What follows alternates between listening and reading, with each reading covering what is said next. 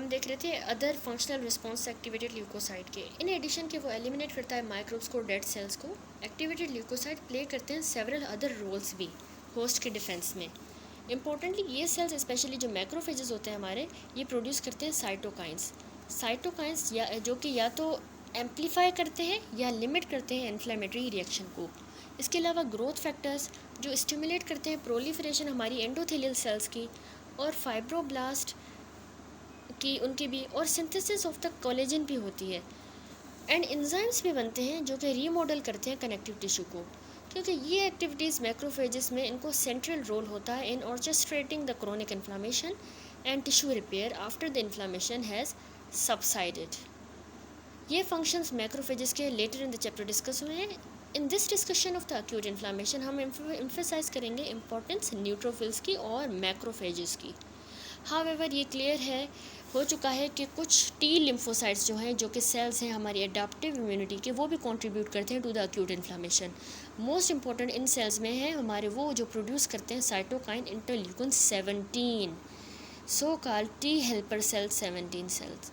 ये डिस्कस हुए हैं मोर डिटेल में चैप्टर 5 में। इंटरल्यूकिन 17 हमारा ना इंड्यूस करवाता है सिक्रीशन कीमोकाइंस की, जो रिक्रूट करते हैं अदर ल्यूकोसाइट्स को। In the absence of the effective T helper 17 response, individual susceptible हैं फंगल और बैक्टीरियल इन्फेक्शंस को, स्किन एब्सेसिस को जो बन जाती है, जिसको कोल्ड एब्सेसिस कहा जाता है, lacking the classic feature of the acute inflammation, जैसे कि वार्मथ नहीं होती ना ही रेडनेस, बल्कि इस तरह के कोल्ड एब्सेसिस बन जाती हैं। नेक्स्ट अब हम देखेंगे termination of the acute inflammatory response.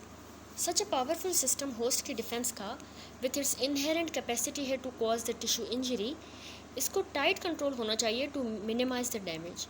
In part inflammation decline हो जाती है after offending agents are removed, simply क्योंकि मीडिएटर्स इन्फ्लामेशन के प्रोड्यूस होते हैं रैपिड बर्स्ट में, only as long as the stimulus persist करे। इनको शॉर्ट हाफ लाइफ होती है और ये डिग्रेड हो जाते हैं आफ्टर देयर रिलीज। न्यूट्रोफिल्स को शॉर्ट हाफ लाइफ होती है टिश्यू में और ये अपोप्टोसिस के ज़रिए डाई कर जाते हैं घंटों के अंदर या दिनों के अंदर after leaving the blood. In addition inflammation develop करेगी, जैसे ही डेवलप करेगी तो प्रोसेस इटसेल्फ ट्रिगर करता है वेराइटी ऑफ स्टॉप सिग्नल्स, जो कि एक्टिवेटली टर्मिनेट कर देते हैं रिएक्शन को। ये एक्टिव टर्मिनेशन मैकेनिज्म जो है ना, उसमें एक स्विच होता है in the type of arachidonic acid metabolite produced from the pro-inflammatory leukotrienes to the inflammatory lipoxins। Lipoxins की वजह से ल्यूकोट्राइन्स में से एरेकिडोनिक एसिड बनता है। ये एक स्विच की तरह ऑफ करने के लिए हेल्पफुल है। और इसके अलावा लिबरेशन होती है एंटी इन्फ्लामेटरी साइटोकाइंस की, जिसमें ट्रांसफॉर्मिंग ग्रोथ फैक्टर मौजूद होता है TGF beta and interleukin 10 macrophages में से एंड अदर सेल्स में से। अदर कंट्रोल मैकेनिज्म भी डिमॉन्स्ट्रेट हुए हैं एक्सपेरिमेंटली, उसमें न्यूरल इम्पल्स आ जाता है, कोलिनर्जिक डिस्चार्ज जो इनहिबिट करती है प्रोडक्शन ट्यूमर नेक्रोटिक फैक्टर्स की इन द मैक्रोफेजेस। क्या आ जाता है? न्यूरल इम्पल्स कोलिनर्जिक डिस्चार्ज, ये ट्यूमर नेक्रोटिक फैक्टर्स को इनहिबिट करता है मैक्रोफेज में से न्यूरल इम्पल्स। समरी देख लेते हैं ल्यूकोसाइट की एक्टिवेशन की और रिमूवल ऑफेंडिंग एजेंट का। ल्यूकोसाइट्स एलिमिनेट कर सकते हैं माइक्रोब्स को और डेड सेल को फैगोसाइटोसिस के जरिए, followed by their destruction in the phagolysosome. Destruction cause होती है फ्री रेडिकल्स से। हमने देखा रिएक्टिव ऑक्सीजन स्पीशीज से, नाइट्रिक ऑक्साइड से, जो जनरेट हुए एक्टिवेटेड ल्यूकोसाइट्स में, और इसके अलावा ग्रेन्यूल एंजाइम से भी होती है। उसके अलावा हमने देखा कि न्यूट्रोफिल्स एक्सट्रूड करते हैं अपने न्यूक्लियर कंटेंट को from the extra cellular nets that trap and destroy the microbes. फिर हमने देखा कि ग्रेन्यूल एंजाइम भी रिलीज होते हैं एक्स्ट्रा सेलुलर इन्वायरमेंट में। मैकेनिज्म जो कि फंक्शन करता है to eliminate the microbe and the dead cell, जो फिजियोलॉजिक रोल है इन्फ्लामेशन का, वो भी कैपेबल है of damaging the normal tissues को, जो कि पैथोलॉजिकल कॉन्सिक्वेंस है इन्फ्लामेशन का। एंटी इन्फ्लामेटरी मीडिएटर्स भी होते हैं जो टर्मिनेट करते हैं हमारी एक्यूट इन्फ्लामेशन को जब वो नहीं चाहिए होती है लॉन्गर। नेक्स्ट अभी हम स्टार्ट करते हैं mediators of the inflammation. Mediator inflammation के ना वो सब्सटेंसेस होते हैं जो कि इनिशिएट करवाते हैं और रेगुलेट करवाते हैं हमारे इन्फ्लामेटरी रिएक्शन को, initiate and regulate. Although the harried student may find the list of mediators daunting, as do the professors, it is worthy of note that this knowledge has been used to design a large armamentarium of the anti-inflammatory agents that are used every day by many people, and which include familiar of the drug just like aspirin and acetaminophen. Most important mediators of the acute inflammation are vasoactive amines, lipid products like prostaglandins and leukotrienes, as well as cytokines, including the chemokines, and the products of complement activation. We can see these in table 3.5. तो इसमें देखिए principal mediators है inflammation के। सबसे पहले histamine है, ये हमें मास्ट सेल्स में से मिलता है, बेजोफिल्स में से, एज वेल एज प्लेटिलेट्स से। ठीक है, असल में हिस्टामीन वेजो डायलेशन करवाता है, ये इंक्रीज वास्कुलर परमिएबिलिटी करवाता है, इसके अलावा एंडोथेलियम को ना एक्टिवेट भी करता है। ठीक है, प्रोस्टाग्लैंडिन क्या करता है, प्रोस्टाग्लैंडिन मास्ट सेल्स में से, ल्यूकोसाइट्स में से जो मिलता है वो वेजो डायलेशन और पेन और फीवर में इन्वॉल्व होता है। ल्यूकोट्राइन्स हमें मास्ट सेल्स में से और ल्यूकोसाइट्स में से मिलते हैं, ये परमिएबिलिटी को बढ़ाते हैं, वास्कुलर परमिएबिलिटी। कीमोटैक्सिस भी ल्यूकोट्राइन्स करवाते हैं, ल्यूकोसाइट को अडेयन और उनकी एक्टिवेशन भी कीमोकाइंस ल्यूकोट्राइन्स करवाते हैं। इसके अलावा साइटोकाइंस होते हैं ल्यूकोट्राइन्स के अलावा। ये साइटोकाइंस जो है ना वो मैक्रोफेजेस में से आते हैं, इंटरल्यूकिन्स और जो ट्यूमर नेक्रोटिव फैक्टर होते हैं 1 और 6 वाला स्पेशली, और एंडोथेलियल सेल्स में भी साइटोकाइंस आते हैं और मास्ट सेल्स में से। असल में जो लोकल हैं वो एंडोथेलियल में एक्टिवेशन करवाते हैं, एंडोथेलियम की एक्सप्रेशन अडेयन मॉलिक्यूल्स की करवाते हैं साइटोकाइंस। सिस्टमिक में ये ना जाके फीवर और मेटाबॉलिक एबनॉर्मलिटी लाइक हाइपोटेंशन करवाते हैं, शॉक वगैरह। साइटोकाइंस के बाद कीमोकाइंस है, कीमोकाइन ल्यूकोसाइट्स में से और एक्टिवेटेड मैक्रोफेजेस में से निकलते हैं और ये कीमोटैक्सिस में इन्वॉल्व होते हैं और ल्यूकोसाइट की एक्टिवेशन में। प्लेटिलेट एक्टिवेटिंग फैक्टर भी एक होता है, ये ल्यूकोसाइट्स और मास्ट सेल्स से मिलता है हमें। ये वेसल्स को, प्लेटिलेट एक्टिवेटिंग फैक्टर जो है ना वेसल्स को डायलेट करवाता है, परमिएबिलिटी को बढ़ाता है, ल्यूकोसाइट को अडेयन कराता है, कीमोटैक्सिस, डीग्रेन्युलेशन एंड ऑक्सीडेटिव बर्स्ट में भी यही इन्वॉल्व होता है। कॉम्प्लीमेंट हमें प्लाज्मा में मिलता है, ये लिवर्स में प्रोड्यूस होता है, ये ल्यूकोसाइट की कीमोटैक्सिस में यूज़फुल होता है और एक्टिवेशन करवाता है ल्यूकोसाइट्स की, डायरेक्ट टारगेट किलिंग भी करवाता है मेम्ब्रेन अटैक कॉम्प्लेक्स बना के, और वेजो डायलेशन भी कराता है, मास्ट सेल स्टिमुलेशन। काइनिन्स क्या है, काइनिन भी लिवर में ही प्रोड्यूस होते हैं, प्लाज्मा में मौजूद होते हैं, ये वास्कुलर परमिएबिलिटी को बढ़ाते हैं, स्मूथ मसल को कॉन्ट्रैक्ट करवाते हैं काइनिन, वेजो डायलेशन करवाते हैं और पेन भी कॉज करवाते हैं। We begin to summarize the general properties of mediators of the inflammation and then discuss some of the more important molecules. Mediators produce हो सकते हैं locally by cells भी हो सकते हैं at the site of the inflammation, या फिर ये derive भी हो सकते हैं circulation में से, सर्कुलेटिंग इनएक्टिव प्रिकर्सर से, जो कि फिर जाके एक्टिवेट होते हैं साइट ऑफ इन्फ्लामेशन पे। ठीक है, लोकली सेल्स में से या फिर सर्कुलेटिंग इनएक्टिव प्रिकर्सर से। अब जो सेल डिराइव्ड मेडिएटर होते हैं ना वो रैपिडली रिलीज होते हैं इंट्रासेलुलर ग्रेन्यूल्स में से, जैसे कि एमाइंस में से, या फिर सिंथेसाइज होते हैं डिनोवो, जैसे कि प्रोस्टाग्लैंडिन्स में से, ल्यूकोट्राइन्स से या साइटोकाइन्स से, in response to the stimuli. Major cell types जो प्रोड्यूस करती हैं मेडिएटर्स को एक्यूट इन्फ्लामेशन के, वो हैं टिश्यू के मैक्रोफेजेस, डेंड्रिटिक सेल्स भी प्रोड्यूस करते हैं, और मास्ट सेल्स।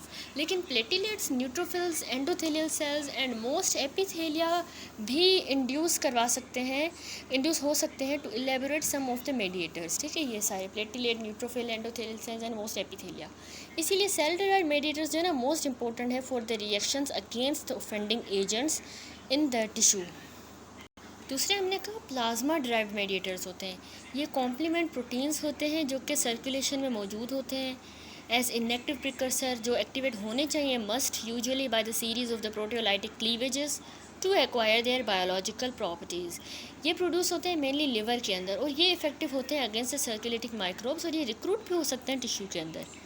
फिर है हमारे एक्टिव मेडिएटर्स, लोकली प्रोड्यूस और सर्कुलेटिंग वाले। देख लिया, अब एक्टिव मेडिएटर ना प्रोड्यूस होते हैं सिर्फ किसी रिस्पॉन्स पे टू द वेरियस मॉलिक्यूल्स जो कि स्टिमुलेट करवाएं इन्फ्लामेशन को, जिसमें माइक्रोबियल प्रोडक्ट्स भी आ सकते हैं और सब्सटेंसेस जो रिलीज़ होते हैं नेक्रोटिक सेल्स में से, तो वो भी एक्टिव मेडिएटर्स प्रोड्यूस करते हैं। ठीक है, मैनी ऑफ दीज स्टिमुला ट्रिगर करेंगे वेल डिफाइंड रिसेप्टर्स को और सिग्नलिंग पाथवेज को, ये वाले। ठीक है, द यूजुअल रिक्रूटमेंट माइक्रोब्स की या डेड टिश्यूज़ की, जैसे कि initiating the stimulus ensures that inflammation is normally triggered only when and where it is needed. दूसरे मेडिएटर्स होते हैं, most of the mediators short lived होते हैं, ठीक है, ये क्विकली डिके कर जाते हैं या फिर इनएक्टिवेट हो जाते हैं एंजाइम के ज़रिए, या डिके कर जाते हैं या फिर ये अदरवाइज स्केवेंज हो जाते हैं और इनहिबिट हो जाते हैं। तो सिस्टम ऑफ चेक्स होता है और बैलेंसेस होता है जो रेगुलेट करता है मेडिएटर के एक्शन को। ये built in control mechanism discuss हुए हैं with each of the mediator. फिर है one mediator can stimulate the release of the other mediator. For instance, जैसे कि प्रोडक्ट है हमारे कॉम्प्लीमेंट एक्टिवेशन के, वो स्टिमुलेट करवाते हैं रिलीज हिस्टामिन का, साइटोकाइन, ट्यूमर नेक्रोटिक फैक्टर का, जो कि जाके एंडोथेलियल सेल्स पे एक्ट करेगा और स्टिमुलेट करवाएगा प्रोडक्शन अनदर साइटोकाइन की, इंटरल्यूकिन 1 की, एंड मैनी कीमोकाइंस की भी। ये सेकेंडरी जो मेडिएटर्स हैं ना, इनको सेम एक्शन होता है जैसे कि इनिशियल मेडिएटर को, लेकिन इनको सब मे हैव डिफरेंट और even opposing activities. Thus provide करता है मैकेनिज्म फॉर एम्पलीफाइंग और in instances counter acting the initial action of a mediator, या एम्पलीफाई या काउंटर एक्ट। नेक्स्ट अब हम पढ़ेंगे वेजो एक्टिव एमाइंस, जिसमें हमारे आ जाते हैं हिस्टामिन एंड सेरोटोनिन, ठीक है, ये हम पढ़ रहे हैं मेडिएटर्स। दो मेजर वेजो एक्टिव एमाइन है, सो नेम्ड क्योंकि ये इंपॉर्टेंट एक्शन इनका ब्लड वेसल पे होता है, इसलिए हम उनको वेजो एक्टिव कह रहे हैं। एक हिस्टामिन और सेरोटोनिन, ये स्टोर होते हैं प्री फॉर्म्ड मॉलिक्यूल्स में इन द सेल्स, और इसीलिए ये अमंग द फर्स्ट मेडिएटर होते हैं जो कि रिलीज़ होते हैं इन्फ्लामेशन के दौरान। रिचेस्ट सोर्स हिस्टामिन की हमारे पास मास्ट सेल्स होते हैं जो नॉर्मली प्रेजेंट कनेक्टिव टिश्यू में होते हैं adjacent to the blood vessel. Histamine also हमें ब्लड बेजोफिलिया से भी मिलता है और प्लेटिलेट्स में भी हिस्टामिन मिलता है। ये स्टोर होते हैं मास्ट सेल ग्रेन्यूल्स में और उसके बाद ये रिलीज़ होते हैं डीग्रेन्युलेशन में in response to the variety of stimuli, जो कि स्टिमुलाई या तो फिजिकल इंजरी भी हो सकती है जैसे ट्रॉमा में, कोल्ड में, या हीट की वजह से, या अननोन मैकेनिज्म। दूसरा, जब कोई एंटीबॉडी बाइंड कर जाए मास्ट सेल के साथ विच अंडरलाइज इन इमीडिएट हाइपर सेंसिटिविटी, जैसे एलर्जिक रिएक्शन में होता है, तब हिस्टामिन रिलीज होता है। तीसरा जो ना product of the complement card anaphylatoxin, anaphylatoxin complement के ही प्रोडक्ट्स होते हैं जिसमें C3A एंड C5A आ जाते हैं, C3A और 5A डिस्क्राइब लेटर। एंटीबॉडीज़ और कॉम्प्लीमेंट प्रोडक्ट्स बाइंड करेंगे स्पेसिफिक रिसेप्टर्स के साथ जो कि मास्ट सेल्स पे मौजूद होते हैं और फिर ट्रिगर कराएंगे सिग्नलिंग पाथवे जो जाके इंड्यूस करवाएंगे rapid डीग्रेन्युलेशन।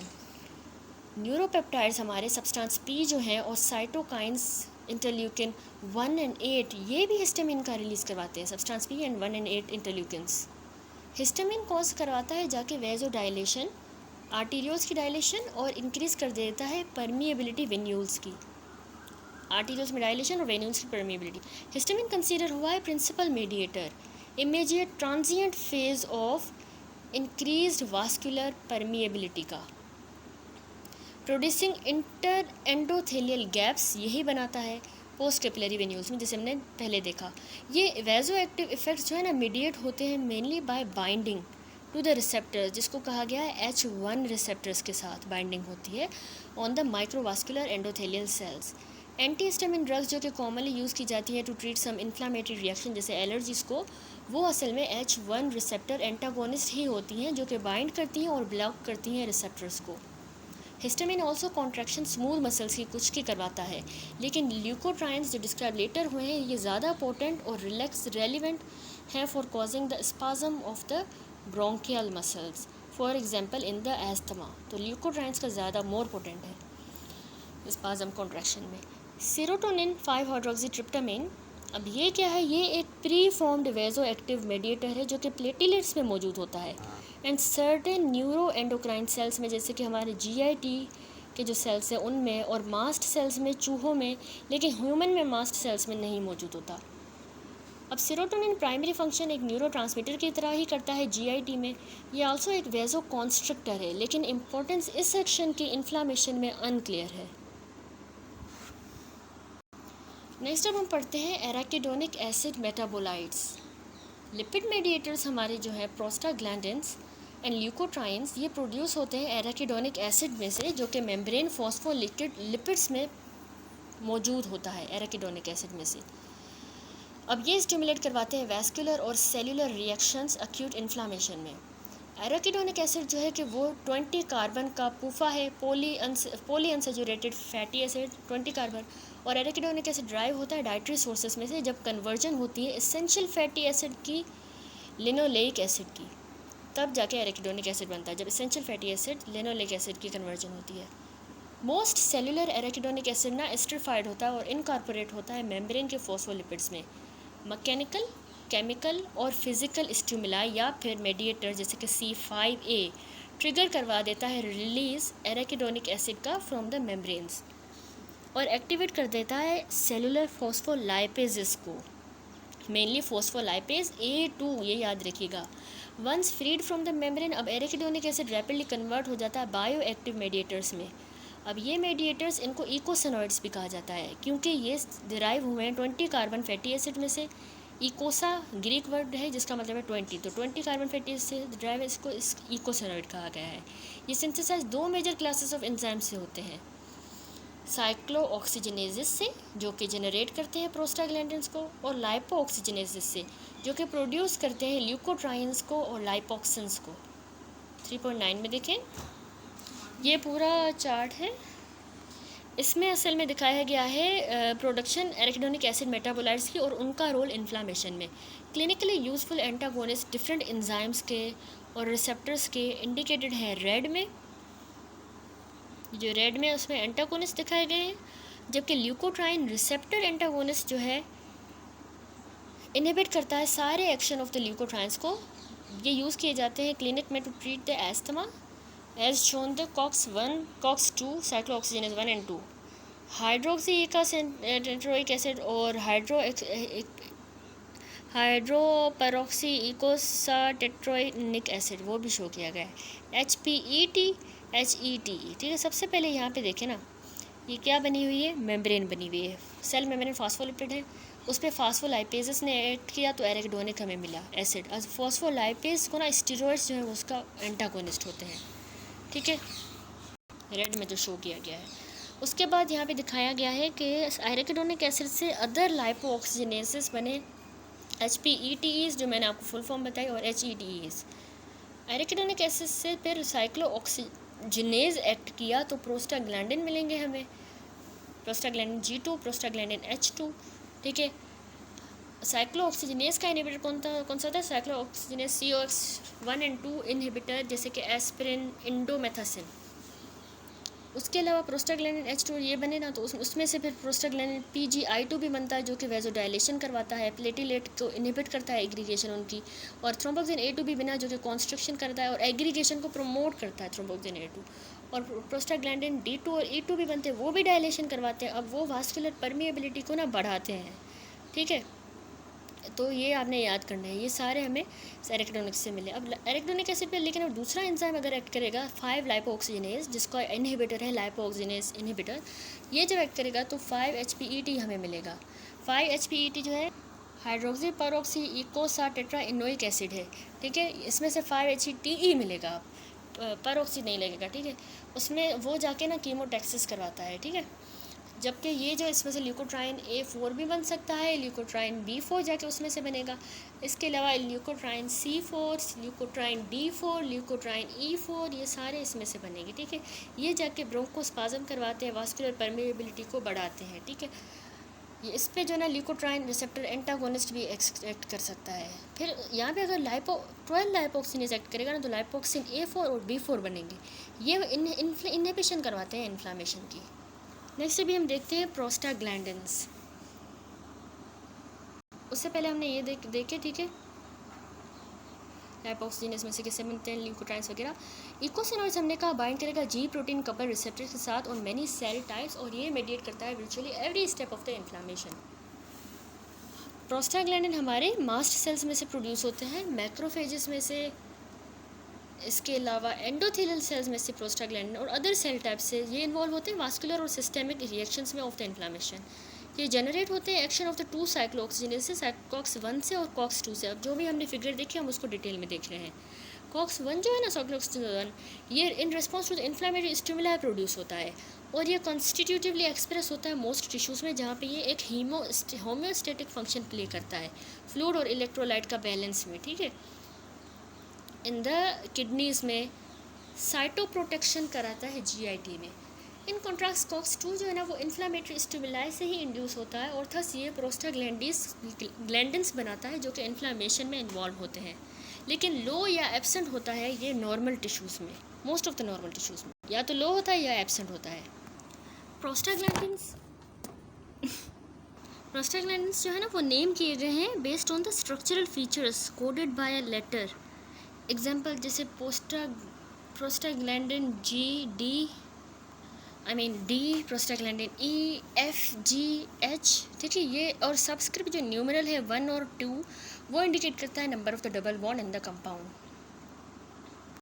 Most important prostaglandin inflammation में prostaglandin E2, D2, F2A, I2, prostacyclin जो कि है, और थ्रोम्बोक्सिन A2 है। ये सारे ड्राइव होते हैं by the action of the specific enzyme on an intermediate in the pathway.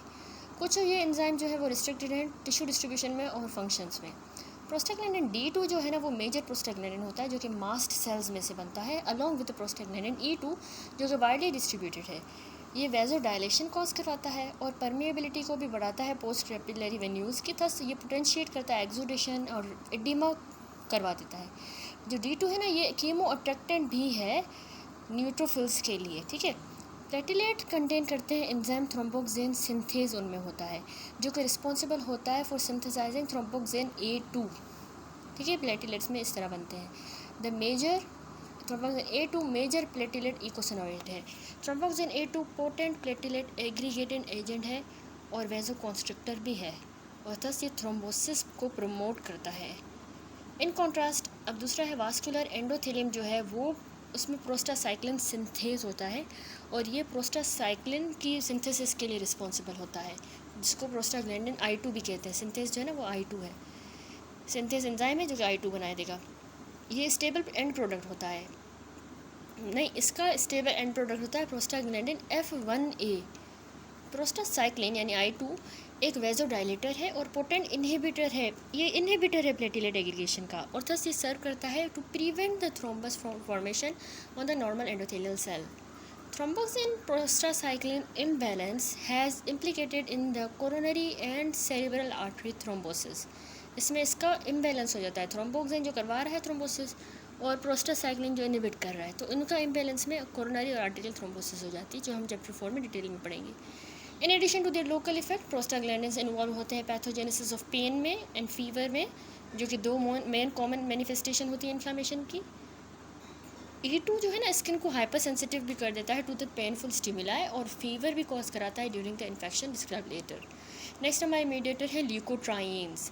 Leukotrienes leukocytes में से बनते हैं, इसके अलावा मास्ट सेल्स में से भी बनते हैं by the action of the lipo oxygenase जो कि इन्वॉल्व होता है vascular and smooth muscle reactions में और ल्यूकोसाइट की रिक्रूटमेंट भी करवाता है, यानी ल्यूकोट्राइन्स ल्यूकोसाइट की रिक्रूटमेंट, इसके अलावा वास्कुलर और स्मूथ मसल की रिलैक्सेशन करवाते हैं। सिंथेसिस ल्यूकोट्राइन की इन्वॉल्व करती है मल्टीपल स्टेप। सबसे पहला जो है वो जनरेट करता है ल्यूकोट्राइन A4 LTA4 जो कि इंटर्न ल्यूकोट्राइन B4 बना देगा। B4 जो प्रोड्यूस होता है न्यूट्रोफिल्स में से और सम मैक्रोफेजेस में से, वो पोटेंट कीमोटैक्टिक एजेंट होता है और एक्टिवेटर होता है हमारी न्यूट्रोफिल्स का और कॉज कराता है adhesion and aggregation of the cell to venular endothelium, generation ROS की भी एंड रिलीज लाइसोसोमल एंजाइम्स का।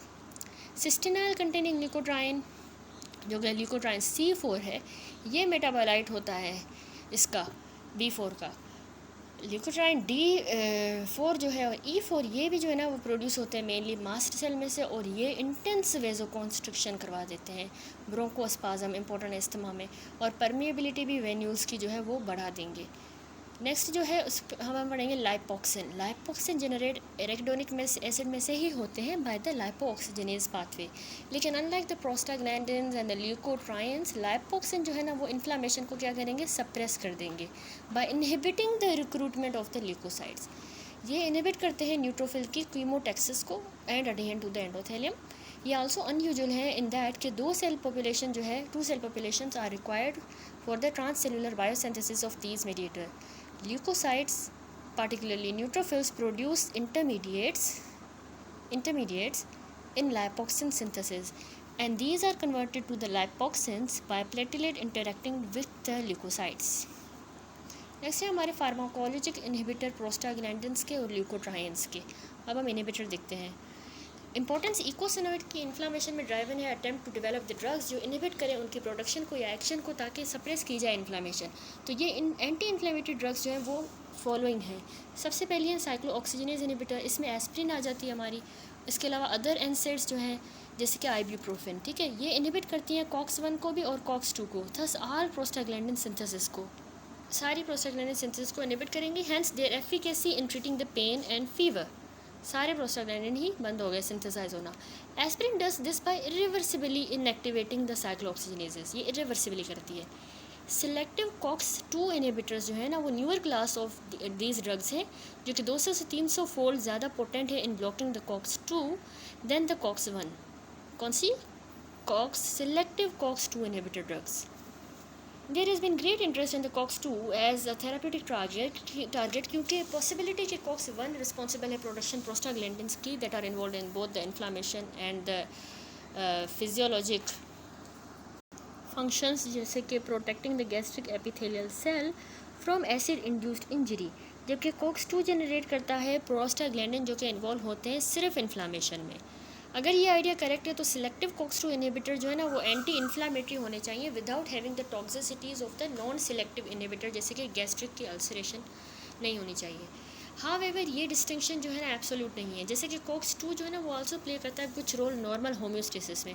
फर्दरमोर सिलेक्टिव COX-2 इनहिबिटर जो है ना वो इंक्रीज़ करते हैं रिस्क कार्डियोवास्कुलर एंड सेरिब्रोवास्कुलर इवेंट्स का, पॉसिबली क्योंकि ये इम्पेयर कर देते हैं हमारे एंडोथेलियल सेल की प्रोडक्शन ऑफ द प्रोस्टासाइक्लिन, यानी प्रोस्टाग्लैंडिन I2 नहीं बनने देते, जिसकी वजह से ये इवेंट होते हैं, जो प्रिवेंट कर देता है थ्रोम्बोसिस को।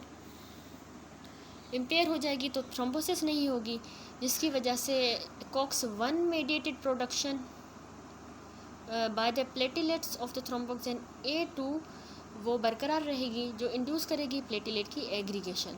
थस COX-2 इनहिबिशन टिल्ट कर देती है balance toward the vascular thrombosis, specially combination with the other factor जो इंक्रीज कर देते हैं रिस्क ऑफ थ्रोम्बोसिस। नेवरथलेस ये ड्रग यूज़ की जाती है in the individuals who do not have risk for the cardiovascular disease and when the drug benefit outweigh their risk। Next हमने देखे इनहिबिटर हैं वो है लाइपोऑक्सीजनेज इनहिबिटर। 5 लाइपोऑक्सीजनेज अफेक्ट नहीं होता एनसेड से और न्यू इनहिबिटर्स इस एंजाइम पाथवे के डेवलप हुए हैं। फार्माकोलॉजिक एजेंट जो कि इनहिबिट करते हैं हमारे ल्यूकोट्राइन प्रोडक्शन की वो है ज़ाइल्यूटोन। ज़ाइल्यूटोन यूजफुल है in the treatment of the asthma. फिर हमारे कॉर्टिकोस्टेरॉइड्स